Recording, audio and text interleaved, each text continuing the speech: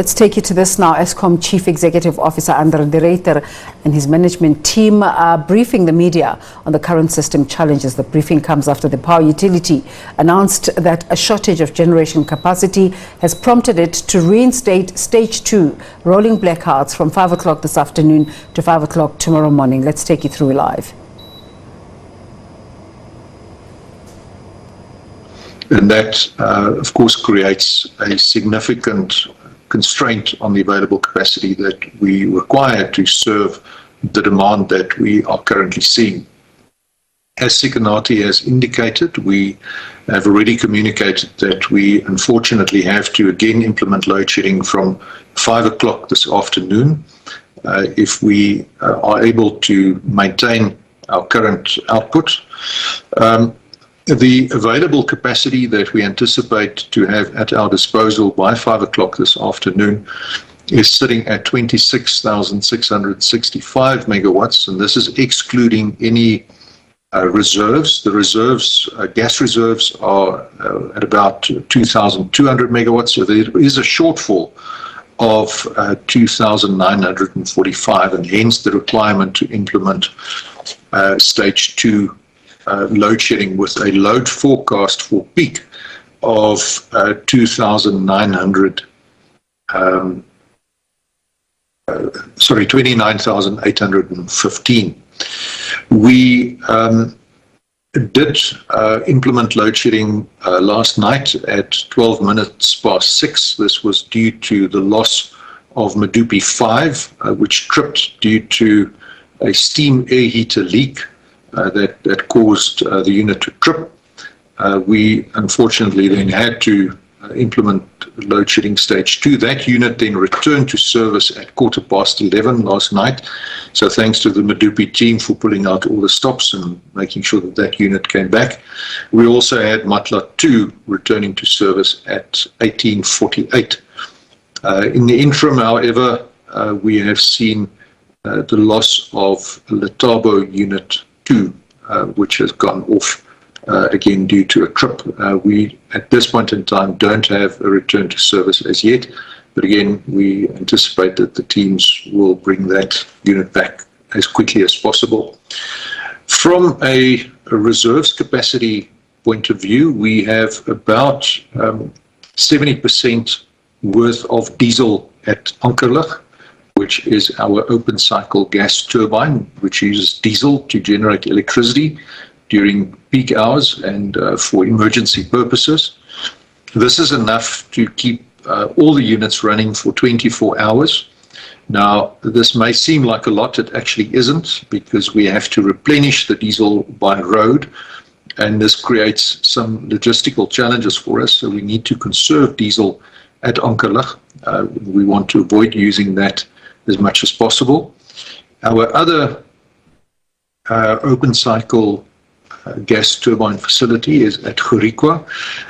That is sitting at a far healthier 85% diesel because we have access to extensive off-site storage facility connected by pipeline, so we don't have the same logistics constraints. And there we have some 36 hours of operation if all units are utilized simultaneously. The heavy rain that we have experienced in KZN has contributed to some of the challenges that we've had with our operational performance. We have had a significant ingress of debris into our Drakensberg pump storage facility. So while we have grids that obviously stop the debris from entering into the turbines, these clog up when there's an excess of debris, and these have to be frequently cleared up. We also have a challenge at Ngula with the dams being excessively full. And this is maybe counterintuitive, but in order to run a pump storage facility, you need 2 dams, and you want 1 dam full and 1 dam empty. And this allows you then to run water downhill through the turbine to generate electricity.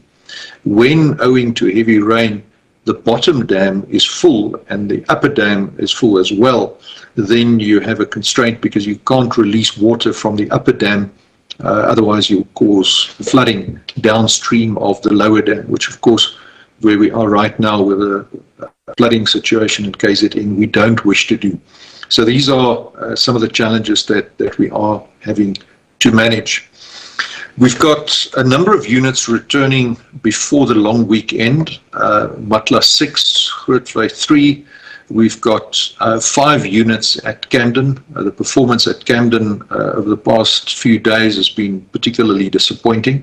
While these are small units, about 190 megawatts each, it's nonetheless regrettable that we have had this poor performance from Camden, which has had a good run of late. Tutuka 3 should also be returning from a boiler tube leak before the long weekend. And then, of course, we've got Koeberg 2 out on a refueling outage. That is 930 megawatts, and that obviously creates challenges for us as well. That unit is scheduled to return to service by the end of June. It will take about 6 days to ramp up to full capacity. And then by the 17th of October of this year, we'll take off Koeberg 1 for its shutdown, which is expected to last between 5 and 6 months based on the extended outage for a steam generator replacement on that unit. The outlook, therefore, is that we will face generation constraints going forward. As Eskom, we have therefore welcomed the latest announcements by the Department of Mineral Resources and Energy to procure new electricity generation capacity. Bid window 5, which is anticipated to bring about 2,600 megawatts onto the grid. We are in the process of now finalizing documents so that we can sign. This capacity is scheduled to come online over the next 18 to 24 months, so it should be online by 2023-24. You may be aware that on Thursday, the DMRE issued bid documents for bid window 6. That's another 2,600 megawatts. There's about a 4-month window during which this bid process will run, and if all goes as planned, then this capacity will come online by 2024-25, and we eagerly anticipate the rapid conclusion of that bidding process. The RMI PPP process, that's about 2,000 megawatts. There are still some documentary and legal issues that need to be resolved. That, if we can resolve those within the next 6 weeks or so, then we should have that capacity on the grid. Obviously, a number of different projects again in 2023-24. So from round about the middle to the end of next year, we should start seeing additional capacity coming onto the grid as we have advocated for quite some time now, and we really look forward to that capacity being added to alleviate some of the pressure that we're currently experiencing, and obviously that will considerably assist in giving us the headroom to continue to carry out the much needed maintenance on our coal-fired fleet. Eskom itself is also playing a proactive role in alleviating constraints to new capacity addition.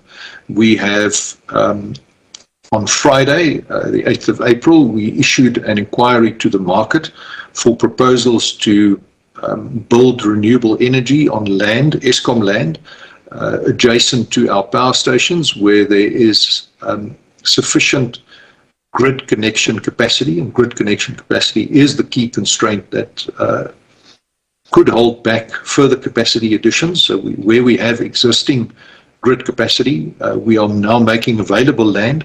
This is a first of its kind type of process that we are running. We anticipate that we'll get some 1,000 megawatts as a consequence of this process. Again, in about 18 to 24 months, that capacity should start making its presence felt. So the various steps that are being taken by Eskom as well as by the IPP office to bring new capacity onto the grid, these are in progress, but it will take some time. And in the meantime, we obviously continue to appeal to the South African public to use electricity wisely, sparingly, particularly during peak hours when demand is at its highest. We are approaching winter, where we will throttle back on our planned maintenance. So we will not be doing as much maintenance as we have been doing during the summer months. And we have also historically seen that the generation fleet performs much better during winter months when the weather is cold and dry, the air is denser, and we get better combustion performance out of our coal-fired power stations. So the outlook for winter is not entirely dire, but we do need to bring those units back, and we do need to ensure that we can enable the capacity to stay on the grid. And we will, as always, keep the South African public fully informed as to developments as and when they happen, to enable business as well as our domestic customers to plan their lives around this phenomenon of load shedding. Siganati, with that, I will pause, and I think we can ask Philip Dukashi if he wishes to add anything to what I've said, maybe give an update on some of the individual generation units and what the outlook is. Philip, over to you, please. Excuse me, Philip, just before you go. Colleagues, I do not see any questions on the chat box. Please start asking those so we can immediately provide answers. Thank you. Over to you, Philip.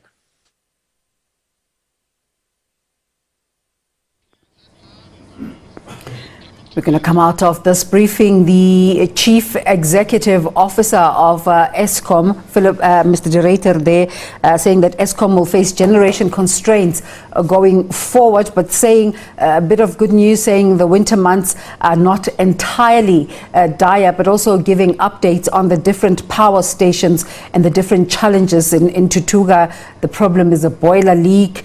In Kuberg, there's refueling, but also saying that some power stations are at an 85% diesel availability. So that means, as he says, winter problems not so dire, but also talking about improving grid capacity. Let's take you now live.